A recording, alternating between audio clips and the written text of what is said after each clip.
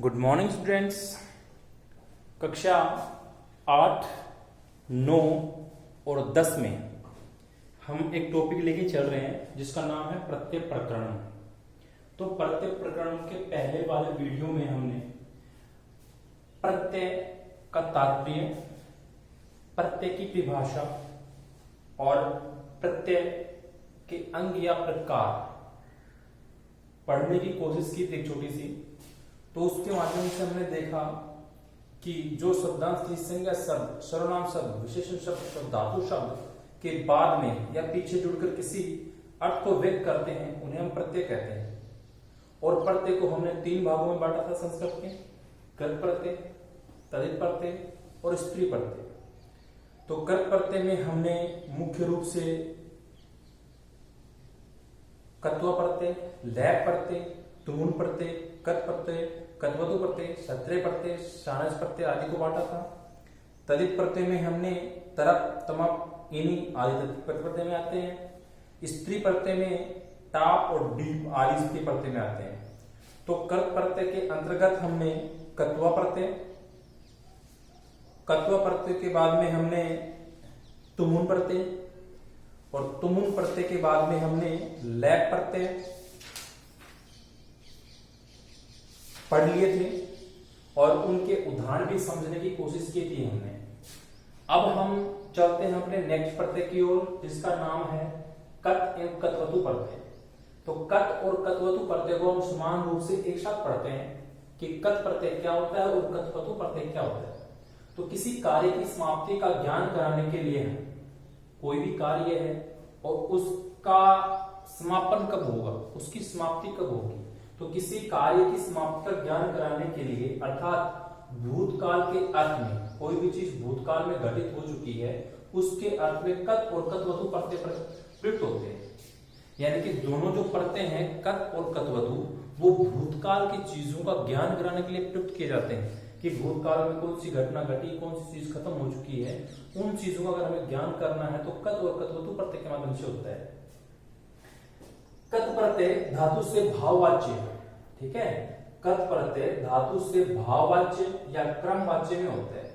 वाच्य शायद हमने पीछे कक्षा में पढ़ा भी है और इनके बारे में जाना भी है, तो हम जानते होंगे इसे भाववाच्य किसे कहते हैं, क्रमवाच्य किसे होते हैं, ठीक है। जिसमें भाव प्रधान होता है भाववाच्य, जिसमें क्रम प्रधान होता है वो क्रमवाच्य होता है में होता है और इसका तय शेष रहता है। तो पहला पढ़ रहे हैं कत प्रत्यय, ठीक है।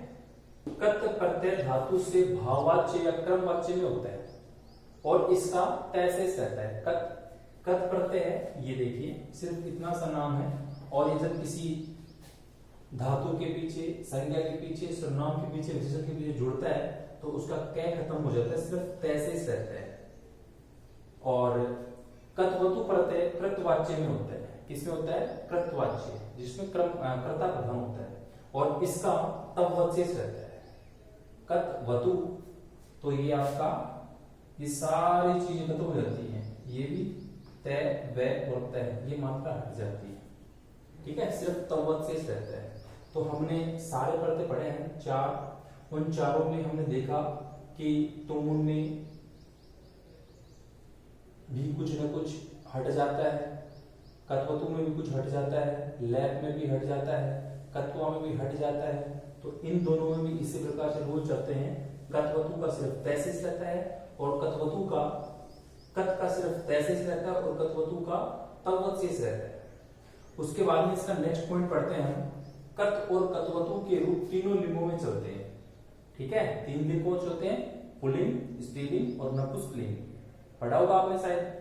तो कत और कत्वतु के रूप तीनों लिंगों में चलते हैं। कत प्रत्यय के रूप पुल्लिंग में राम के समान, जो कत प्रत्यय पढ़ रहे हैं ना उसके जो रूप हैं वो पुल्लिंग में राम पढ़ा ना, रामे रामो रामा, वो पढ़े ना, उसके समान चलते हैं। स्त्रीलिंग में ए लगाकर रमा, राम है तो मैं के आगे लगाएंगे आ हो जाएगा रामा, तो रामा रमा के समान, ठीक है। और नपुंसकलिंग में ये नपुंस शॉर्ट लगा हुआ है, नपुंसकलिंग में फल के समान चलते हैं। फल के भी याद रखे होंगे हमने, रमा के भी याद रखे होंगे और राम के भी याद रखे होंगे। राम, रमा और फल ये बेसिक चीजें हैं, ठीक है।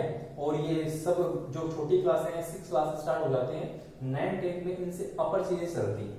तो मैं आशा करता हूं कि आपने फल, राम और रमा के रूप पढ़े होंगे और उसी प्रकार से कत प्रत्यय के रूप भी इसी प्रकार से चलते हैं, जैसे राम के हो गए, रमा के हो गए और फल के हो गए।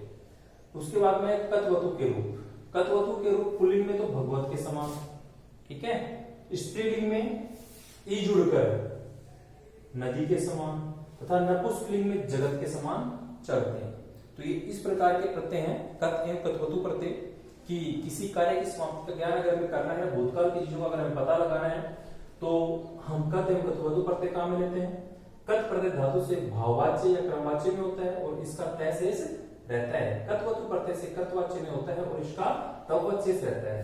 कत और कतवतु के रूप वो तीनों लिंगों में चलते हैं और कत प्रत्यय के जो रूप हैं पुल्लिंग में राम के समान, स्त्रीलिंग में रमा के समान और नपुंसकलिंग में फल के समान चलते हैं।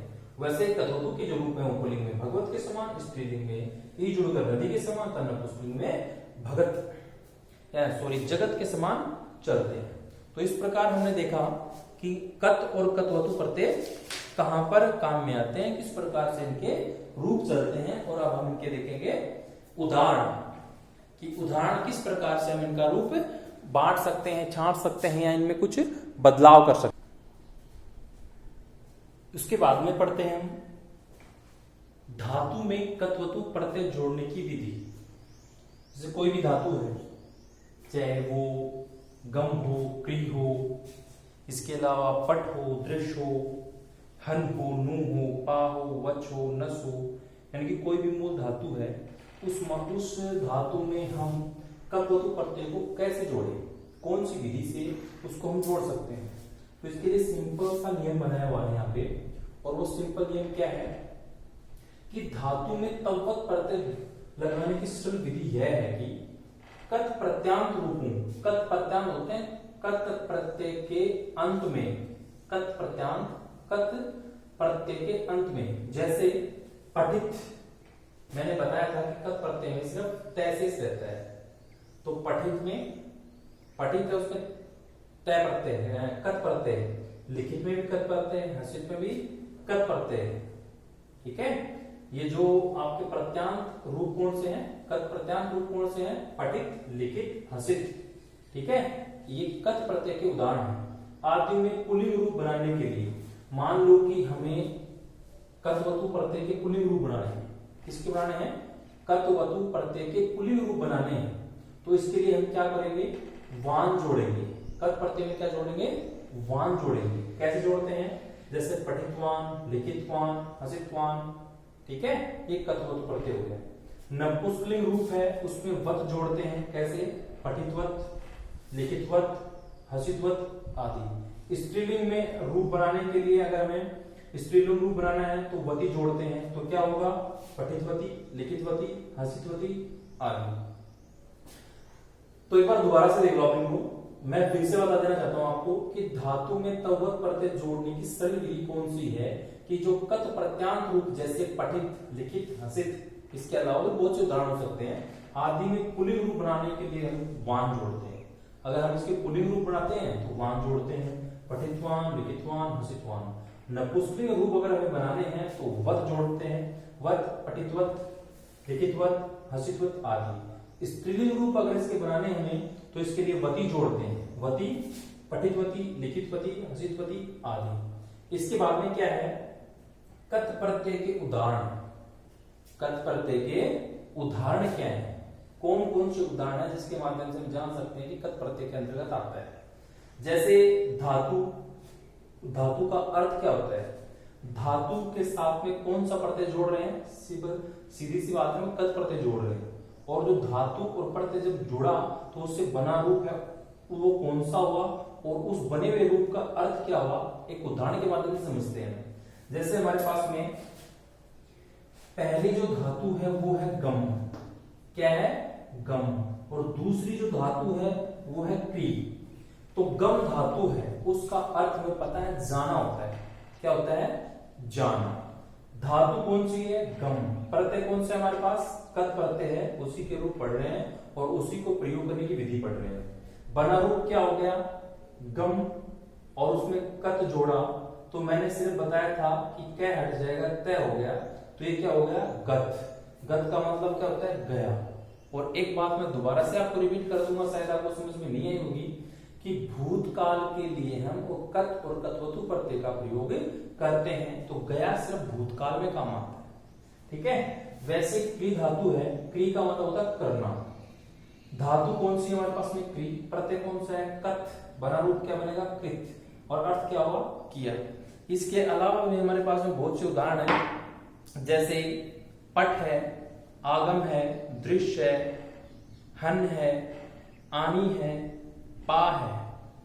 पा का मतलब होता है पीना। पीना में अगर कत जोड़ेंगे तो पीते हो जाएगा, और पीते का मतलब होता है पिया। वैसे ही नम, नम का मतलब होता है झुकना, और नम प्लस कत नतः है, अर्थ क्या हुआ? झुका हुआ या झुक गया। उसके अलावा हमारे पास में और भी धातु में स्था, स्था का मतलब खड़ा होना, और इसमें अगर कत जोड़ा तो स्थित हो गया, और क्या अर्थ हुआ इसका? खड़ा हुआ। क्या अर्थ हुआ? खड़ा हुआ। तो इस प्रकार ये जो प्रत्यय पढ़ा हमने कत, तो धातु में कत्वतु प्रत्यय जोड़ने की विधि वो पढ़ी हमने, और कत के हमने उदाहरण पढ़े हैं। क्या पढ़े हैं? उदाहरण। कत्वतु प्रत्यय के उदाहरण। तो कत्वतु प्रत्यय के उदाहरण उसी प्रकार से पढ़ेंगे जिस प्रकार से हमने कत प्रत्यय के उदाहरण पढ़े हैं। मूल धातु, अर्थ, धातु प्लस प्रत्यय, बना रूप और अर्थ, यानी कि कौन सी मूल धातु है, उस मूल धातु का अर्थ क्या होता है, धातु में कौन सा प्रत्यय मिला हुआ है। तो प्रत्यय तो हम कत्वतु पढ़ रहे हैं, तो सारे धातु में कत्वतु प्रत्यय आएगा। उस कत्वतु प्रत्यय के मिलने के बाद मूल धातुओं से कौन सा रूप बना और उसका अर्थ क्या हुआ। जैसे पट हमारे पास में मूल धातु है, अर्थ हमें पता है उसका पढ़ना होता है। धातु कौन सी है? पट। और प्रत्यय कौन से जोड़ना है हमें? कत्वतु। और हमने इस पुल्लिंग में बताया था कि पुल्लिंग रूप अगर हमें बनाने हैं तो उसमें वान जोड़ते हैं, ठीक है। स्त्रीलिंग के लिए वती जोड़ते हैं। तो बना रूप पठितवान, अर्थ क्या हो गया? पढ़ा। वही सेम है कि भूतकाल के लिए कत्वतु और कत प्रत्यय प्रयोग में आते हैं। गम है मूल धातु, अर्थ होता है जाना, गम प्लस कत्वतु गतवान, और अर्थ हो गया गया।